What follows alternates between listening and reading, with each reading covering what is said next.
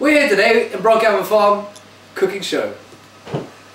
Today we're going to be cooking a beautiful rolled and tied goat loin. Beautiful. Basically what we're doing, we're just going to pop them in.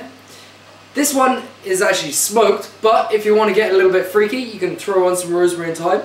To help me today I've got my darling brother Charlie. What we're going to do, we're going to throw on some salt and pepper. Yeah, pepper Beautiful. and salt. Look at yeah, that. yeah.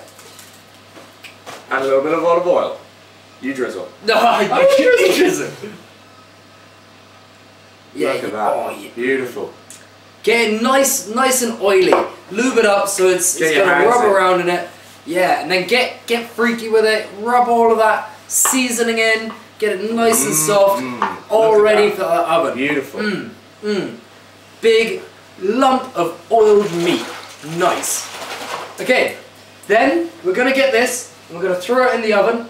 So guys, for your preheated oven, it should be on 220 degrees centigrade and you leave it in there for about 20 minutes. Then after that, for another 20 minutes, turn it down to a nice even 160. And then you got the perfect loin. Right, after 20 minutes on the lower heat, it's now ready to take the goat out of the oven. You just have to let it rest for 15 minutes before you carve it. As you can see, straight out of the oven, it's got a nice bit of crisp on it.